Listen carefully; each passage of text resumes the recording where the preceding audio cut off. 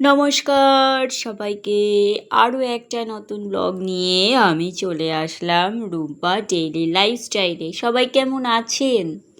আমি মোটামুটি ভালোই আছি। তো যাই হোক, বলেছিলাম মায়ের বাড়ি গেছিলাম, এবারে সেখান থেকে বাড়ি চলে এসেছি। আরও একটা নতুন দিনের সূচনা হয়ে গেল। নতুন দিন, নতুন পথ চলা, নতুন স্বপ্ন, চোখে অনেক স্বপ্ন, মাথায় অনেক চিন্তা, সব আস্তে আস্তে পূর্ণ করতে হবে। এটা হচ্ছে মায়ের বাড়ির লাল জবা ফুল গাছ, চিরসবুজে পরিপূর্ণ। সকালবেলায় ফুলগুলো এখনও ফোটেনি তখনও, যখন আমি ভিডিওটা করেছিলাম। এরপর আস্তে আস্তে ফুটবে, মানে যেটা দেখলাম আমি 6:30 নাগাদ আস্তে আস্তে ফুলগুলো ফোটে। আর আমি যখন ভিডিওটা করছিলাম তখন 5:30 বাজে, তাই ফুলগুলো ফোটেনি। আর ফুল ভরে গাছে যখন লাল লাল ফুলগুলো ফুটে থাকে আর কচি কচি সবুজ পাতা, গাঢ় সবুজ পাতায় অপূর্ব সৌন্দর্য দৃশ্য। আর এই যে আকাশে লাল আভা দেখা যাচ্ছে, সূর্যদেবও উঠছেন। পাঁচিলের বাইরে প্রচুর পরিমাণে কচু শাক, আর এই কচু শাকগুলো দারুণ খেতে, আমরা একবার তুলে খেয়েছিলাম। আর মা ছোটো ছোটো কত রকমের ফুল গাছ লাগিয়েছে, সেগুলো তো দেখাই যাচ্ছে। আর দেখুন একবার রোদ উঠলে আর কীরকম রোদ ঝলমল করছে, দেখছেন তো? রোদের মানে বাহারের শেষ নেই। বাইরে মানে বিন্দুমাত্র দাঁড়ানো যায় না, এতটা পরিমাণে রোদ, ভালো করে তাকানো পর্যন্ত যায় না। এই কচি ঘাসগুলো দেখলে খানিকটা মনে হয় যেন ধান ক্ষেত, তাই না? ধান ক্ষেত মনে হচ্ছে না? আসলে কিন্তু তা নয়, এগুলো ধান ক্ষেত নয়, এগুলো হচ্ছে বড় বড় ঘাস, উলু বা সাবাই ঘাস বলে। যাই হোক, তো মায়ের বাড়ি থেকে এবার আমি ফিরে গেছি। এবারে 2 দিন বাড়ি না থাকলে বাড়ির অবস্থা যে কি হয় সেটা একবার দেখাবো অবশ্যই। বাড়ি ফিরতে ফিরতে আমার 8টা বেজে গেছে। তো যাই হোক, 10-15 মিনিট একটু বসে নিয়ে, জানি যে প্রচুর পরিমাণে কাজ রয়েছে, সেই জন্য আগে একটু কিছু খাওয়া দাওয়া করে নিলাম। কারণ ওখান থেকে বেরিয়েছি তখন 6টা, তো একটু জল বিস্কুট খেয়ে বেরিয়েছিলাম। বললাম যে অত সকালে মাকে আমি চা খাই না, চায়ের নেশা আমার নেই, তুমি আমাকে একটু জল বিস্কুট দাও, তাহলেই হবে। বাড়িতে আমি জল বিস্কুটই খাই। তো যাই হোক, এখানে এসে কি খাবো অত সকালে? তো আগের দিন 2 দিন বাড়ি ছিলাম না। তো যাই হোক, হাতের কাছে যেটা পেলাম, চিড়ে ছিল, চিড়ে জল দিয়ে ভিজিয়ে খেলাম। আমার মনে হলো এই গরমে চিড়ে জল দিয়ে ভিজিয়ে খেলে শরীরের পক্ষেও ভালো হবে, আর অনেকক্ষণ পেটটা হয়তো ঠিকঠাক ভরা থাকবে। কারণ আমার আবার অল্প কিছুক্ষণ পরপরই খিদে পেয়ে যায়। তো সেই জন্য মানে আমি আপনাদের বলছি, একবার দেখুন চারপাশটা কী অবস্থা। বাড়ি ছিলাম না বলে বাড়ি যেন একেবারে উলট পালট হয়ে গেছে। কর্তামশাই এই ঘরে 2 দিন ঘুমোননি, পাশের ঘরেই ঘুমিয়েছিলেন। এই দেখুন 8টা 10। এবারে 2টো ঘরের বিছানা তোলা, ঘর পরিষ্কার করা, রান্নাঘরে গিয়েও একবার দেখবো রান্নাঘরের অবস্থাটা কী। একবার এই ঘরের অবস্থাটা কীরকম, এলোমেলো জামা কাপড় যেখানে যা পড়ে আছে, ঝুলছে। জাস্ট 1.5 দিন, বৃহস্পতিবার দিন বিকেলবেলায় গেছি, শুক্রবার বাদ দিয়ে শনিবার দিন সকালবেলায় চলে এসেছি। আর এই দেখুন মাঝখানে ঝড় হয়েছিল, তার জন্যে উঠোনটাতে একবার দেখুন পাতা পড়ে কী অবস্থা। স্নান করতে যাওয়ার আগে সেগুলো ঝাড় দেবো। চলুন পাশের ঘরটায় যাওয়া যাক। এই যে এসে আমি শুধুমাত্র জানলাটা খুলেছিলাম, কারণ ঘরে একটা গুমোট গন্ধ হয়েছিল, সেই জন্য শুধু জানলাটা খুলে দিয়েছি। এবারে সমস্ত কিছু আলনা দেখুন, কোথায় বোতল পড়ে আছে দেখুন, বোতলগুলোর কী অবস্থা। মনে হচ্ছে না এটা একটা ঘর বা বাড়ি, মনে হচ্ছে যে রাস্তাঘাটে এরকম বোতলগুলো উল্টে পাল্টে পড়ে থাকে, সেই রকম অবস্থা হয়ে আছে।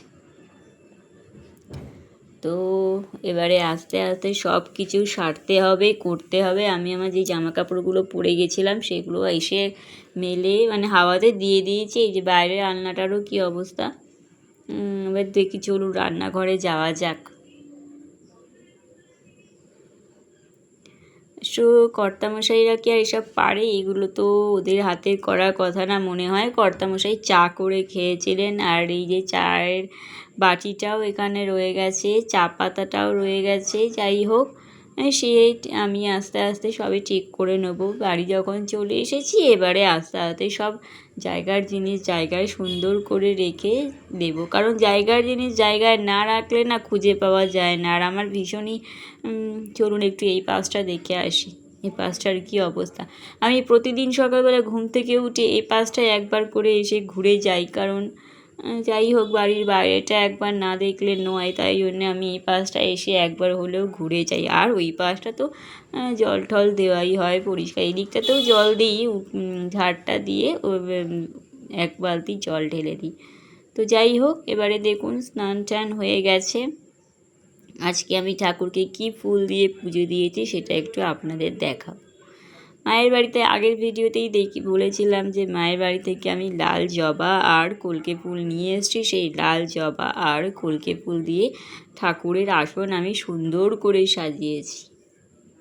অনেক জবা ফুল পেয়েছি। আমাদের বাড়িতে জবা ফুল আছে, কিন্তু এমন জায়গায় ফুল গাছগুলো হয়েছে না, বা এখানে প্রচুর পরিমাণে ইট রাখা, আমি আর লাঠি দিয়েও ফুলের হাতগুলো পাই না। আর কলকে ফুল গাছও আছে, কিন্তু কলকে ফুল একটাও ফোটেনি এখনও পর্যন্ত, হয়তো একটা কি দুটো ফুটেছিল, ব্যাস, তাও সেটা বহুদিন আগে। আর গাছটাতে কোনো ফুলই হয় না, গাছটা অনেক বড় হয়ে যাচ্ছে আস্তে আস্তে, কিন্তু কোনো ফুল পাই না। তো মায়ের বাড়ি থেকে কলকে ফুল যখনই আসি, কলকে ফুল আর জবা ফুলটা নিয়ে আসি। আর এরপর সেদিন কি রান্না করব বুঝে উঠতে পারছিলাম না, একেই তো ক্লান্ত ছিলাম, তারপর ছিল শনিবার। সেদিন মাছ মাংস ডিম থাকলে কি একটা হেডেক কমে যায়, যে ওগুলোর মধ্যে কিছু একটা করবো। আর নিরামিষ আইটেম থাকলে আমি বুঝে উঠতে পারি না কি রান্না করব, সেটাই ঠিক করতে করতে আমার অনেকটা সময় চলে যায়। যাই হোক, বিউলির ডালটা করেছিলাম, রাত্রে রুটি দিয়েও খাওয়া যাবে, কিন্তু আর একটু পাতলা করলে মনে হয় ভালো হতো, কারণ ভাত দিয়ে একরকম ডালই করেছি দুবেলার জন্য, তো ভাত দিয়ে খাওয়ার মতো এটা একটু ঘন হয়ে গেছে। পরে অবশ্য আমি আবার ঠিক করে নেব।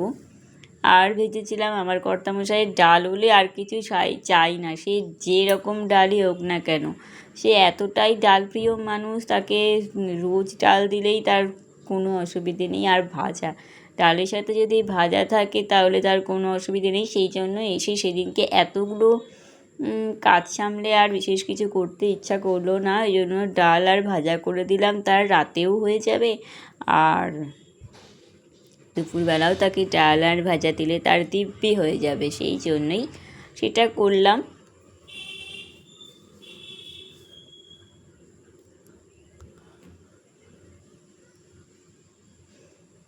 আর খাওয়া দাওয়া করে গল্প করতে করতে একটু খেতে তো সময় লাগবেই, তো একটু গল্প গুজব করতে করতে খাওয়া দাওয়া করা হচ্ছে।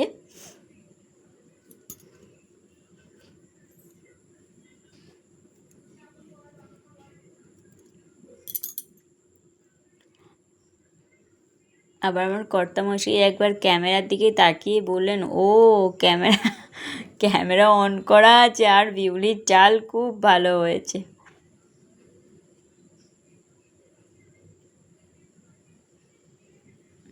তাকে কিছু জিজ্ঞাসা করলেই সে বলে বিন্দুবাস হয়েছে।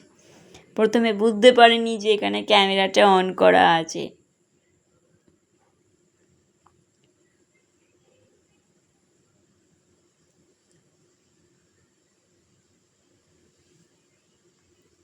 আমারও কিন্তু বিউলির ডাল ভালোই লাগে বেশ, বিউলির ডালের সঙ্গে তবে আলু পোস্তটাই বেশি যায়।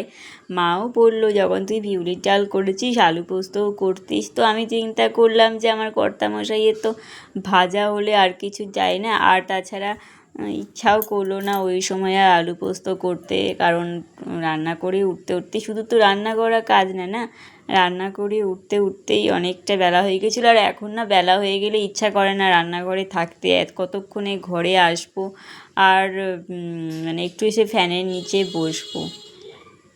এরপর সন্ধেবেলায় ছিল পাশের বাড়িতে অমাবস্যার পুজো, সেই জন্য ফুল মিষ্টি বেলপাতা সমস্ত কিছু আনা হয়েছিল, আর মানে দিয়ে আসা হয়েছিল।